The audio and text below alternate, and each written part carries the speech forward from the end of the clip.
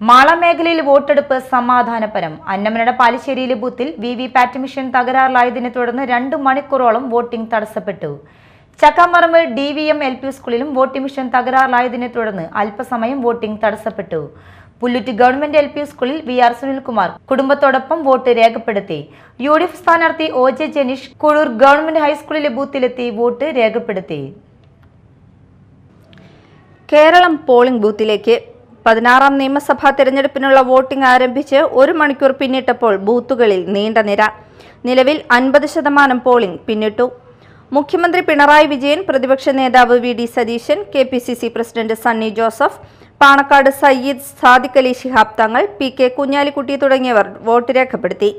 Vote രേഖപ്പെടുത്തിയതിന് പിന്നാലെ ഭരണ തുടർച്ച ഉണ്ടാകുമെന്ന് LDF നേതാക്കളും ഭരണമാറ്റം ഉറപ്പെന്ന് UDF നേതാക്കളും അവകാശപ്പെട്ടു. പോളിംഗ് ഉയരുമെന്ന പ്രതീക്ഷയിലാണ് പാർട്ടികൾ. പരമാവധി വോട്ടർമാരെ ബൂത്തിലെത്തിക്കാൻ പ്രചാരണ പരിപാടികളുമായി തെരഞ്ഞെടുപ്പ് കമ്മീഷനും രംഗത്തുണ്ടായിരുന്നു. വൈകുന്നേരം 6 വരെ ക്യൂവിലുള്ള എല്ലാവർക്കും ടോക്കൺ നൽകി വോട്ട് ചെയ്യാൻ അനുവദിക്കും.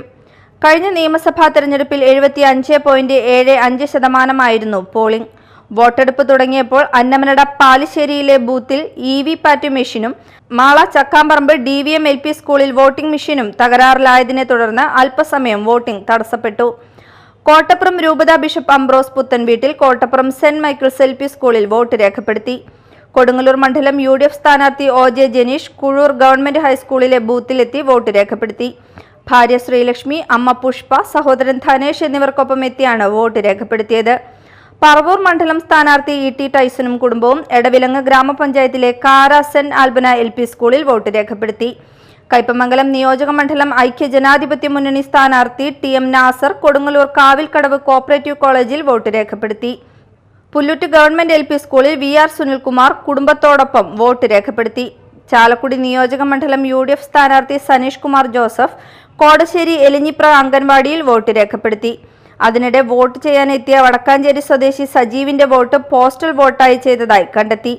പരാതി നൽകുമെന്ന് സജീവ് അറിയിച്ചു. News desk, media time.